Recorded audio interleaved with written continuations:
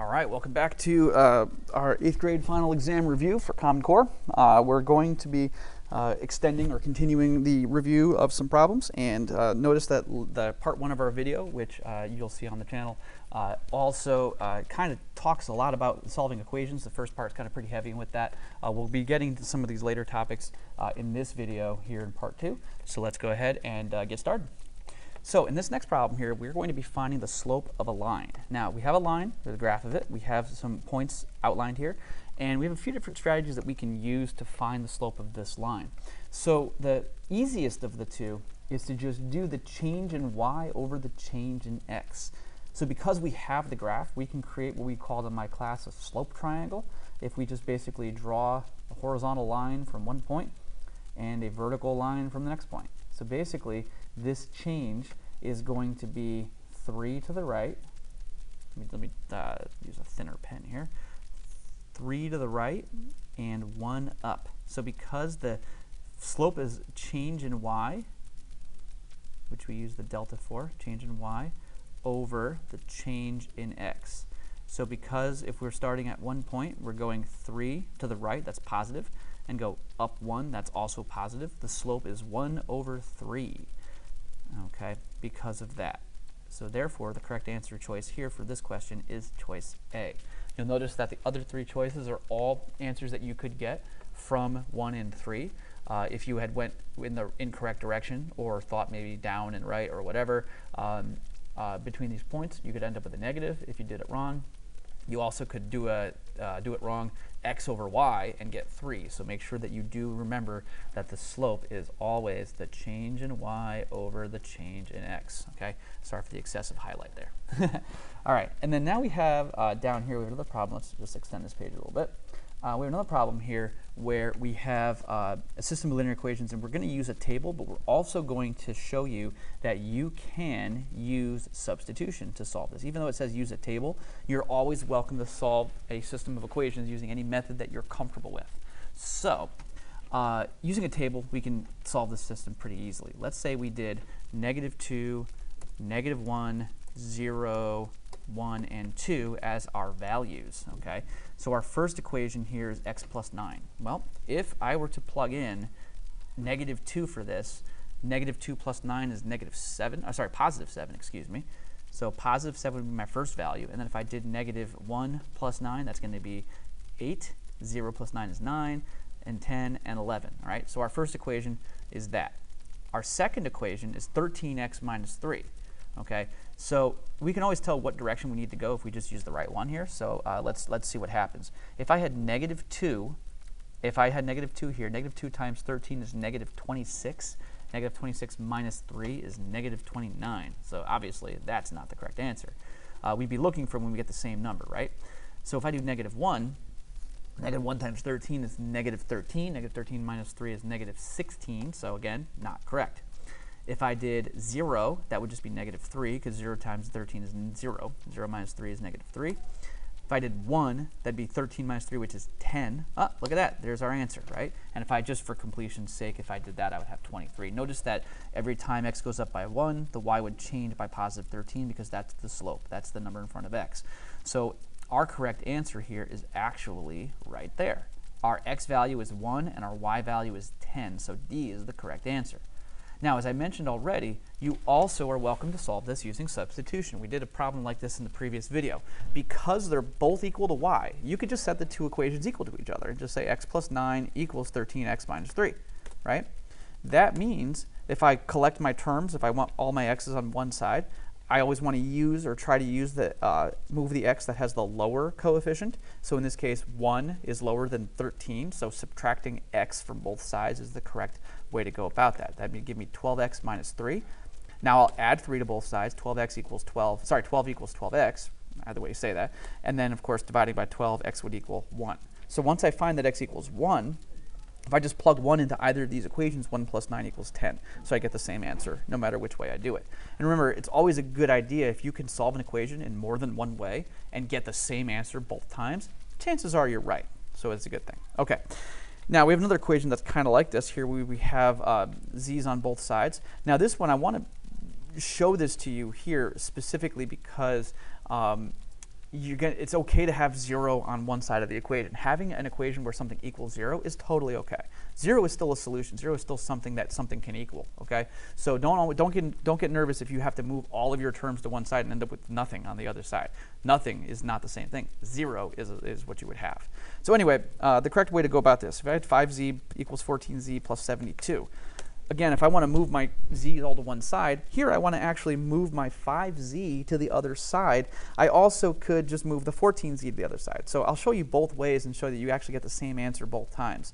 If I move the 5z to the other side, that would be 0 equals 14z minus 5z is 9z plus 72. Now, if I have this, you'll notice I'm going to end up getting an extra step, and that's okay. Subtract 72 on both sides, we'd have negative 72 equals 9z, and then dividing by 9 on both sides, that means that negative 8 would equal z. Okay, so our solution would be negative 8. Now, if I did it the other way, if I had 5z equals 14z plus 72, and I go, oh, I really like it when my z's are on one side. Well, if I've got the left side that's got a z already, keep it there. If I subtract 14z on both sides, I'll have negative 9z equals positive 72. So you see how it looks really similar to the equation we had here, except the signs are different, right? Well, when I divide by 9 on both sides, I still get z equals negative 8. Okay? So our solution is exactly the same regardless of which way that you would move your terms. As long as you follow the rules and do the math correctly, then you're going to get the same answer no matter what. So our answer here is d equals negative 8. Okay? So here we have another linear equation. So we have substitution is the recommended method from the directions. And again, let's just plug in where we see y equals x plus 5, plug that in, right? So x is going to equal x plus 5, because that's what y is, equals 27. Now there's no coefficient of x here, so we can just drop the parentheses, and we can just combine. We have x plus x, not x squared, it's 2x, right? Plus 5 equals 27. So I'll subtract 5 on both sides. 2x will equal 22, x will equal 11. Now again, once I find that 11 is my x, A should be my correct answer. 11 plus 5 equals 16, so it makes sense for A to be the correct answer, okay? Always a good idea when you solve a system of equations to just plug in both numbers into both equations to make sure that you get two true statements, okay? 11 plus 16 does equal 27, and 11 plus 5 does equal 16. So our correct answer is A for this problem. All right, here we have a sort of a like a proportional reasoning, linear relationship kind of question. Carla plotted the points on the graph to show the amount she owes for tuition decreases as the number of tuition payments increases. The slope of the line segment joining the points is negative 2/3. What does the slope of the line segment represent? Well, the amount on the y-axis is amount owed in $1,000s of dollars. The number of payments is on the x-axis, so that's a single up, right? So if you make one payment, your amount that you owe goes down. That makes sense. Okay, that's why the line works that way. So she makes 6 payments and she's done paying the loan. So the slope here, because the slope is negative 2/3, that means that for every 2 units that the y changes, the x change will be by 3. And because it's negative, that means that that y, that vertical change, is downward. Okay, so if it goes down $2,000, right, according to this, then that means that she's going to have made 3 payments. So for every 3 payments that she makes, she will owe, or amount owed that amount that she owes, excuse me, decreases by $2,000. Okay. Next question. Here we got some I almost said trigonometry. We're not there yet. That's in high school. All right. We got some triangles and a couple of very important principles I would like to use this problem to illustrate, even though the question is really an easy one. When you have triangles that are similar, that means that their angles are exactly the same. It's the side lengths that would be proportional, okay? So if I had told you that this triangle here is twice the size of this triangle here, that means that if you had a side length here, let's say the side length was 4, that means that the corresponding side length would be 8, because the side lengths would be proportional. But the angles are exactly the same. So this is 62, this is also 62. Okay, which means that since this is 28, this is also 28. Okay, so the correct answer here is D. The missing side length of the triangle. Well, the only strategy that we have for finding missing side lengths right now is the Pythagorean Theorem. A squared, let me use the superscript feature here, so A squared plus B squared equals C squared. So when you use the Pythagorean Theorem, you are basically plugging in the side lengths that make the right angle, which are called the legs, squaring them, adding together to get the hypotenuse squared. Now in this triangle, we're actually looking for the hypotenuse, so we can use the standard form of the Pythagorean theorem. However, if you are missing a leg, the form that you would like to probably use to save yourself some time, be b squared equals c squared minus a squared, right? So, oops, a squared. Okay, so that would be if you're looking for a leg. So here, we're going to use this one because we're looking for the hypotenuse, okay? So we're going to have 60 squared plus 63 squared equals c squared. So our correct procedure here would be to square these two values. 60 squared is 3,600, and 63 squared is, sorry, I don't know that in my top of my head, 63 squared is 3,969, okay? So we add those up, and we would get 7,569. That would equal c squared. Now, if we want to know what c actually is, we're going to take the square root of that value, 7,569. What number times itself would equal 7,569? The correct answer is 87, okay? So our correct answer here is 87, B.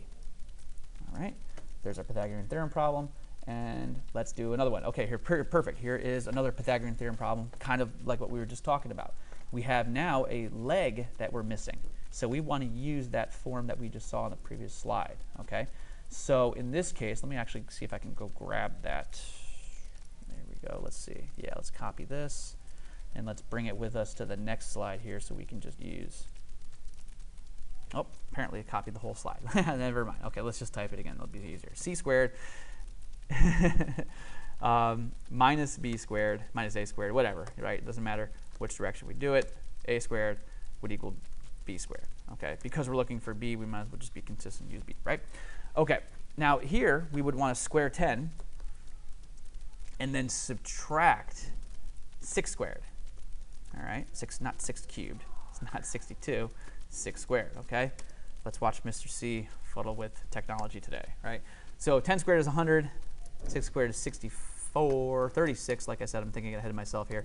64 would equal b squared, which means if I square root both sides, b would equal 8. And notice, of course, that we're using the principal square root here, the positive value. We would not need negative 8. There's no way that you could have a side length of negative 8 in any geometrical concept or construct.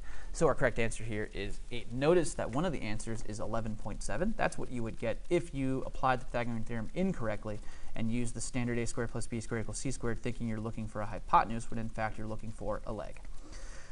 Number 22, we're dealing with here the triangle sum theorem. The triangle sum theorem means that all three angles in a triangle have to add to 180 degrees. So because, and we can sort of write an equation of that if we wanted to, 55 plus 80 plus x would equal 180, right? So 135 plus x equals 180. Subtract 135 on both sides, x would equal 45. So it's kind of cut off on the bottom here, but D would be the correct answer. For 23, we're doing some transformations now. If we translate something 6 units right and 5 units up, that means we're going to move all of the points in the figure exactly that. So if I had so I had this point here, -1, -2, moving it 6 units right and 5 units up, 1, 2, 3, 4, 5, would put that point right here. So that would be our W prime, okay? So remember that when we do a transformation, we're basically just renaming the points as an image using the prime notation. So in this case, I'm not going to do all the points here, just to kind of show you here. This is W prime, okay? This is where your new W point would be. And then the X, V, and Y would also move in that same vein. So they would move to these locations respectively. Make sure I got that right. Yep, okay. So they move to that point. So now all you have to do basically is just find the coordinates, find the answer that's got these coordinates. Since W prime is the point we used, 5, 3.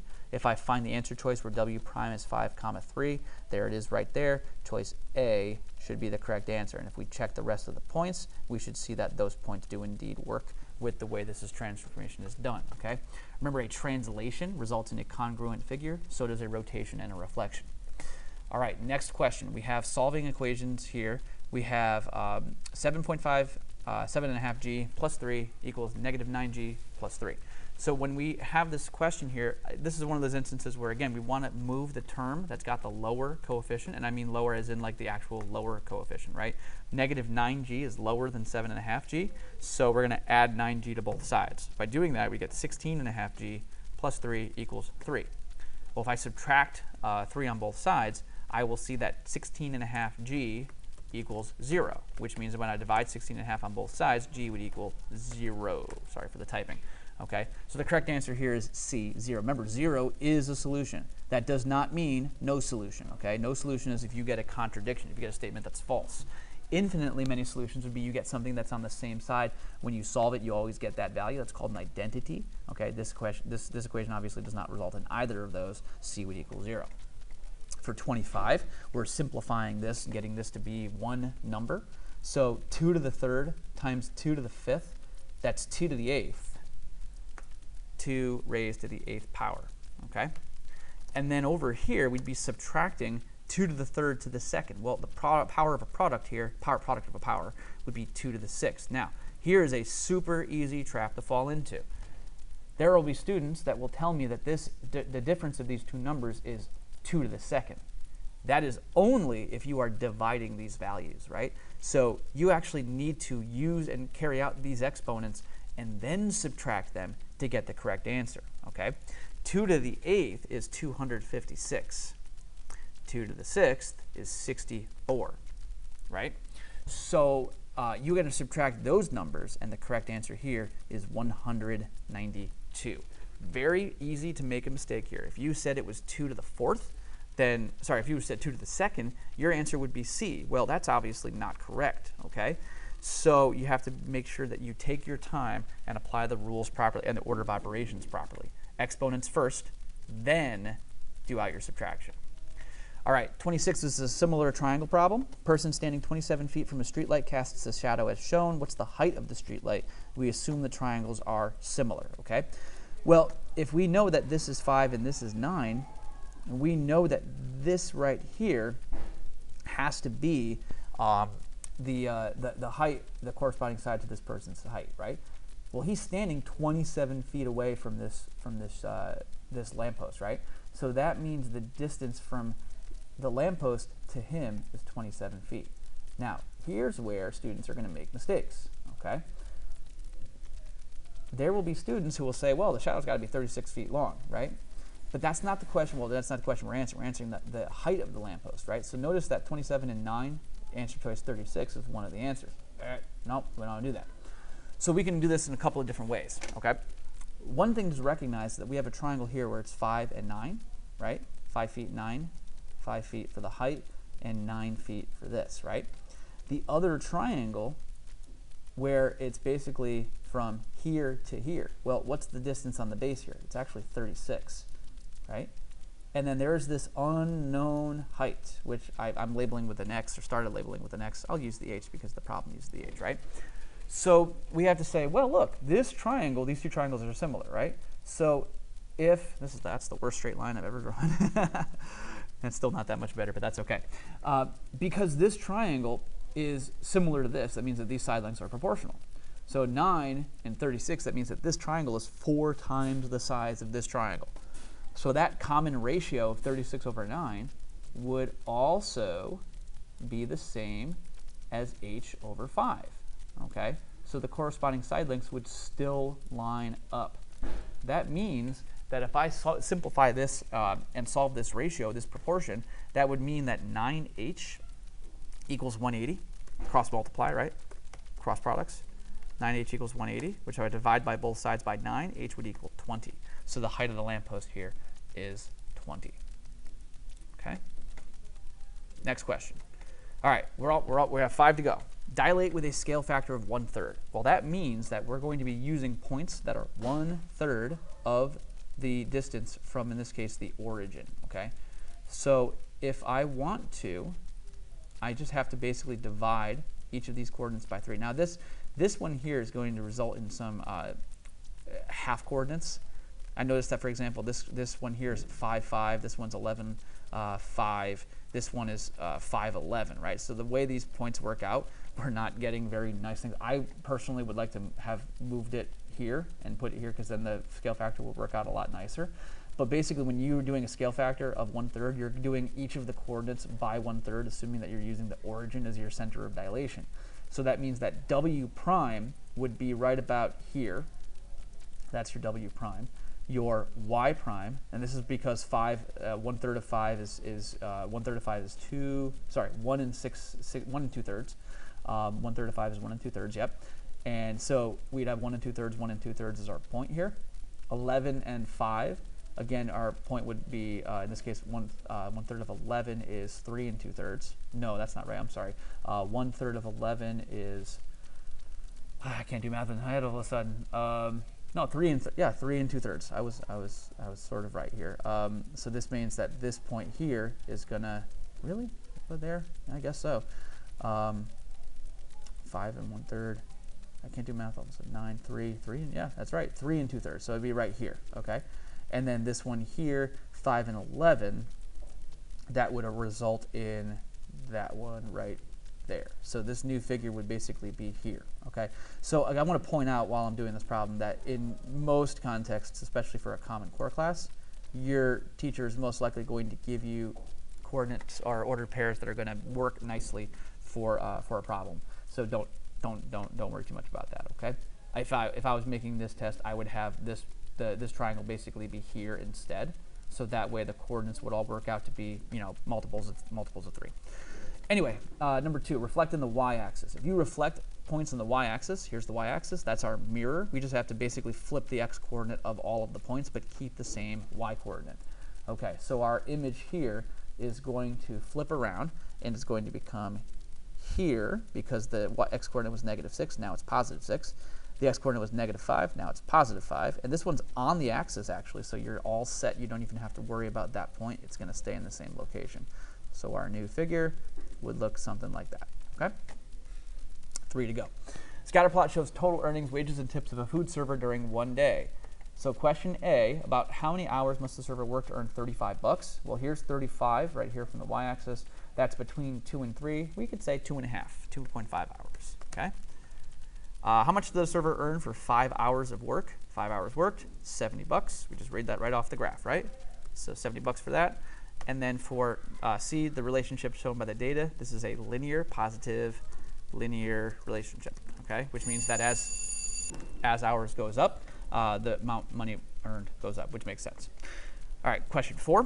The cost in dollars of X pounds of deli meat is represented by the equation y equals 3.5x. Graph the equation, interpret the slope. This is not a hard equation to graph. 3.5 is our slope, and we have no y-intercept, so that means that our graph would start here at the origin, okay? And then 3.5, if I'm just doing units here, 3.5 means that if we change x by 1, our y would change by 3.5, so we'd have a point there, and then our next point would be here, right? And then that would be, and then we would just connect that with a line, nice and easy. There it is. Okay. All right, we got one problem left to go, and that's going to be basically we're just going to take this equation and we're going to graph it. So when we want to graph this particular equation, all we really need to do is, in this case, it's actually in slope-intercept form. So the quickest and easiest way to graph this is just to use the fact that we have the y-intercept and we have the slope. So all we need to do is plot the y-intercept. So -3 is our y-intercept. So we're going to put a point. Let's use blue. We'll put a point right here. And that's going to be the first point that we use on this graph. Now the slope is 1/2. So this number in front of x is our slope. So our change in y is on top, our change in x is on the bottom. With the slope being +1/2, we're going to go up 1 unit and right 2 units. So that means our next point is right there. I can put a third point on here as well just to make it nice and easy. We don't have a very large graph to work with here as well, so we just have to just basically do that, right? So that's it. That's how you graph that line, okay? The quickest and easiest way to graph any line that's already written in slope-intercept form is to use the fact that we are given the y-intercept, which in this case is -3. So our -3 is our y-intercept. There's our y-intercept plotted, right? And then the fact that the slope is +1 over -2 over +2. I'm going to just keep saying negative. Means that we're going to be going up 1 over 2 constantly. Okay, so to get that next point, and that's nice and easy. All right, so that's it. That's that kind of a nice review for this final exam. Hope that you do well if you are reviewing indeed for a final exam for 8th grade math, and I hope that you have a wonderful day.